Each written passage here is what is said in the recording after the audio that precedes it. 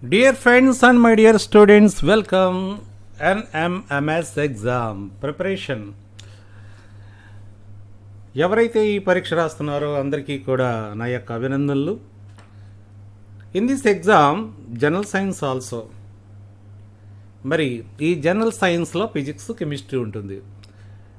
7th class and 6th class సంబంధించి general science and 8thలో మనకి ఫిజిక్స్ కెమిస్ట్రీ పార్ట్ ఉంటుంది. Yes, in this exam we have to identify very important points. Basic concept అనేది ఖచ్చితంగా మీకు వచ్చి ఉండాలి, లేకపోతే చాలా ఇబ్బంది పడతారు. బిట్స్ చాలామంది అనుకుంటారు చాలా ఎక్కువ బిట్లు చదివేసాం మేము, బోల్డ్ బిట్స్ వచ్చాయి అనుకుని. కానీ కాన్సెప్ట్ అనేది ఫస్ట్ కాన్సెప్ట్ అనేది మీరు గుర్తుపెట్టుకుంటే ఏ బిట్ అయినా మీరు రాయగలరు. సో నేను కాన్సెప్ట్ చెప్పడానికి ట్రై చేస్తాను. మీ టెక్స్ట్ బుక్లు తీసుకుని సైన్స్లో ఉండే నేను చెప్పే లెసన్ ఏమైతే ఉందో అది మీరు జాగ్రత్తగా గమనిస్తే మీరు ఎక్కువ మార్కులు పొందడానికి అవకాశం ఉంటుంది. ఓకేనా? First of all acids, basis, ఆమ్లాలు, క్షారాలు ఈ పాఠ్యాంశానికి సంబంధించి ఆమ్లాలు 7th క్లాస్లో మనకు ఆల్రెడీ లెసన్ బాగా విన్నారు, మీరు గుర్తుండే ఉంటుంది. దీనికి సంబంధించి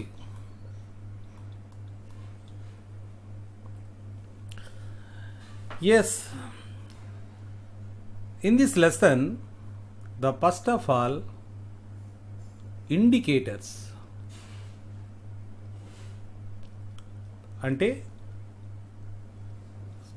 సూచికలు.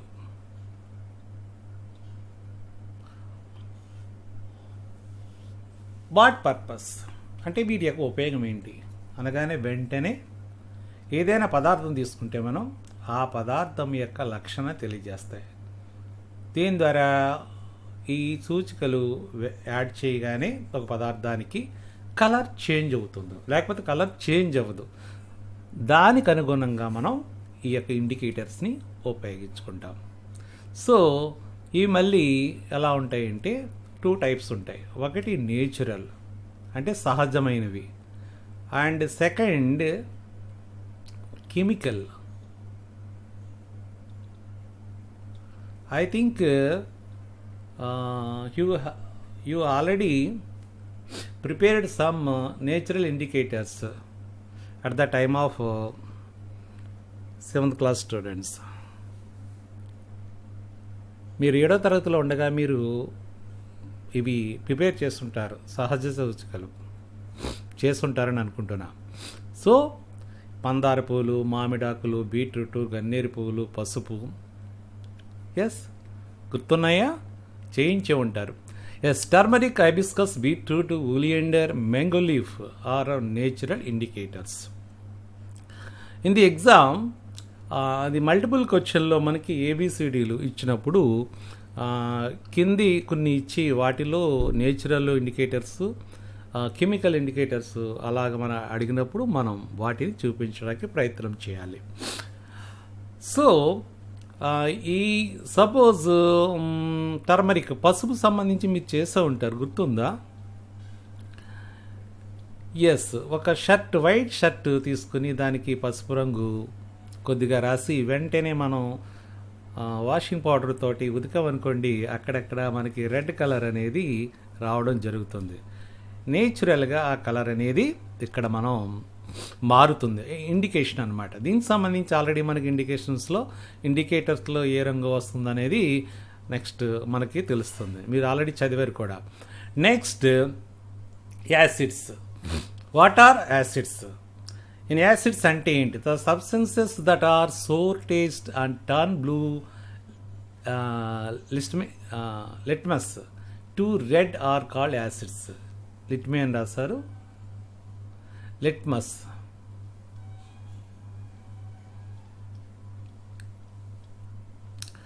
Litmus paper. ఇవి మనకి 2 టైప్స్ ఉంటాయి. ఒకటి బ్లూ కలర్లో ఉంటుంది, రెండోది రెడ్లో ఉంటుంది. Yes, with help of litmus paper you can get acids bases identification. అవి ఏవన్నవి మనకు తెలుస్తుంది. ఫస్ట్ బ్లూ లిట్మస్ పేపర్ తీసుకుని టెస్ట్ చేసినట్లయితే అది రెడ్గా మారిపోతుంది. దిస్ వన్ కోడ్ ఏంటంటే బిఆర్ ఈజ్ యాసిడ్, అలా రాసుకోండి. బిఆర్ అంటే ఆమ్లం. బ్లూ రెడ్గా మారడం, ఫస్ట్ బ్లూ వచ్చింది రెడ్ అంటే బ్లూ తీసుకుంటాం మనం, అది రెడ్గా మారుతుంది, దీన్ని యాసిడ్ అంటాం. ఓకేనా? BR gives acid. ఈ టెస్ట్ అన్నమాట BR test. Blue litmus paper code ఇచ్చాను మీకు మర్చిపోకుండా. అంటే బ్లూ లిట్మస్ పేపరు మనం పరీక్ష చేస్తే అది రెడ్ కలర్లో మారిపోతుంది, అది అప్పుడు దాన్ని ఆమ్లం అంటాము అని గుర్తుపెట్టుకోవాలి. ఓకేనా? అంటే అలాగే నెక్స్ట్ ఇంకోటి ఏంటంటే టేస్ట్ ఎలా ఉంటుంది? సోర్, పుల్లగా ఉంటుంది. వెంటనే మనం గుర్తుపెట్టచ్చు. పుల్లగా ఏముంటాయి? ఎస్, ఎక్కువగా మనకి ఫ్రూట్స్ ఉంటాయి. కాబట్టి ఏదైనా పదార్థం పుల్లగా ఉందంటే 100% అది యాసిడ్ కింద మనం భావించవచ్చు. ఎస్, అలాగే ల్యాబుల్లో ఉండేవి ఆమ్లాలు మనం మీకు వచ్చే ఉంటాయి. ఏమని? HCl, హైడ్రోక్లోరిక్ ఆమ్లం, నత్రిక్ ఆమ్లం H2SO4 అండ్ అంటే ఈ సమీకరణాలు రాకపోయినా మీకు పర్వాలేదు, కానీ గుర్తుపెట్టుకోవడానికి జస్ట్ అనమాట. నత్రిక్ ఆమ్లం, నైట్రిక్ యాసిడ్ అంటాం. ఇవన్నీ కూడా మనకి ఆమ్లాల్లోకి వస్తాయి. అండ్ మరి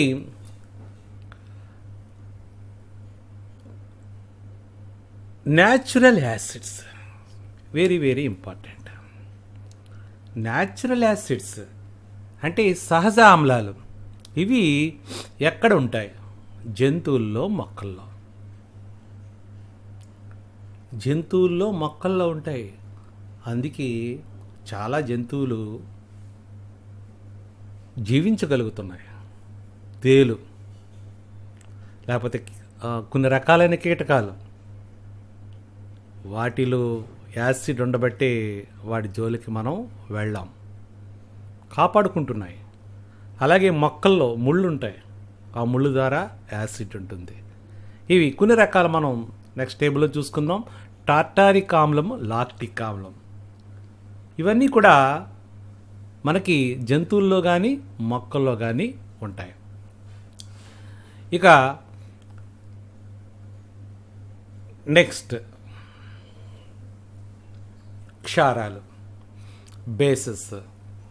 ఇవి బేసెస్ ఏంటంటే క్షారం ఎలా గుర్తుపెట్టుకోవచ్చు? జస్ట్ జారుడు స్వభావం కలిగి ఉంటుంది. Soapy to touch.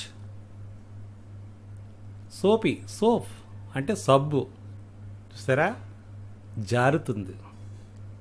అలాగే వాషింగ్ పౌడర్, అది కూడా జారుతుంది కదా. ఇలాగా జారుడు గుణం కలిగి ఉండేవి మనం ఈజీగా గుర్తుపెట్టుకోవచ్చు. అలాగే టేస్ట్ ఎలా ఉంటుందంటే మనకి బిటర్, చేదు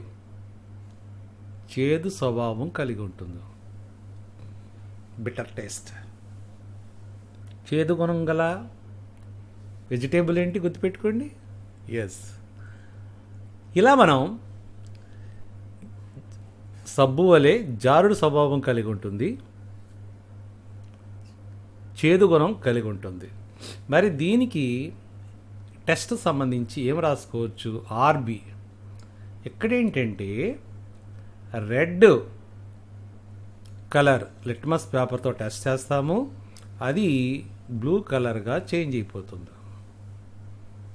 రెడ్ బ్లూగా మారిపోతుంది అన్నమాట. రెడ్ ఎప్పుడైతే బ్లూగా మారిపోయిందో దీన్ని ఏమంటాం మనం?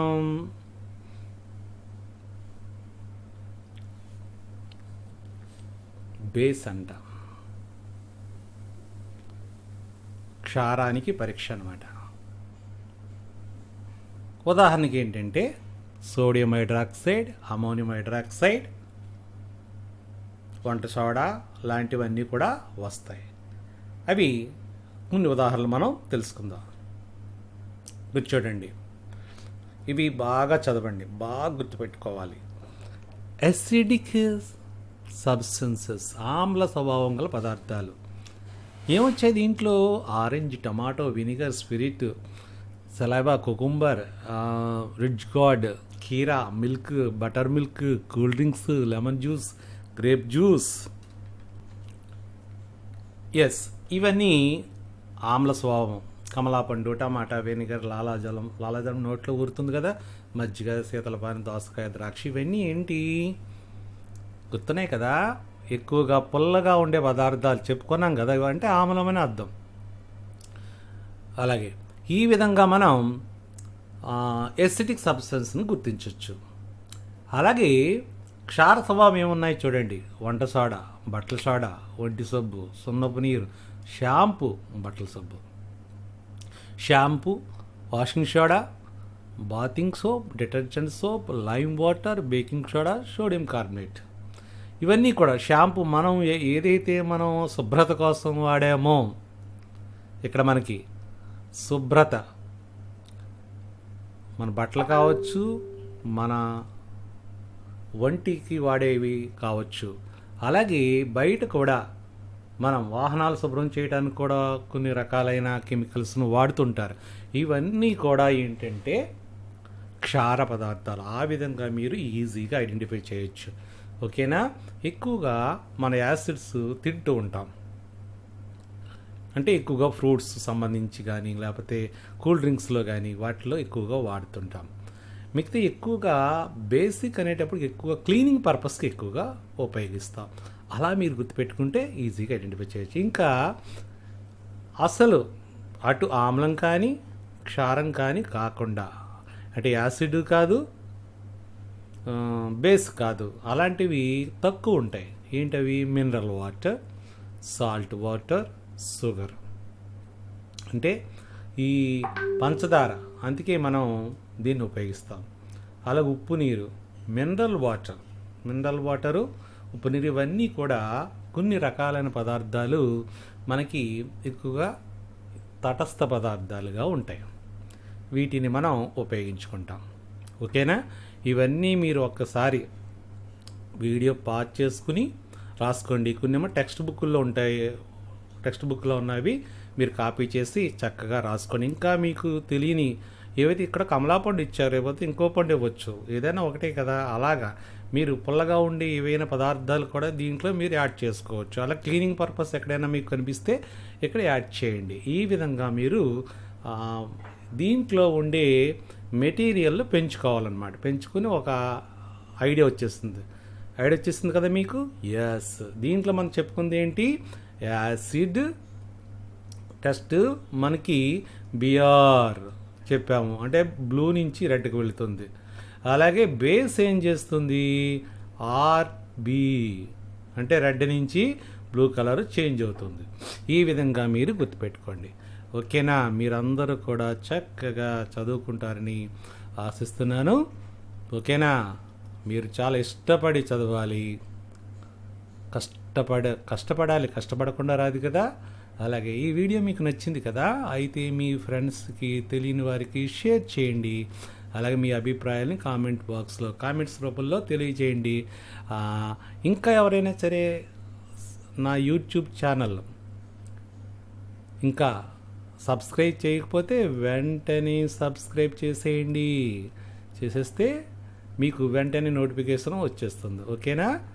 Okay, all the best, thank you.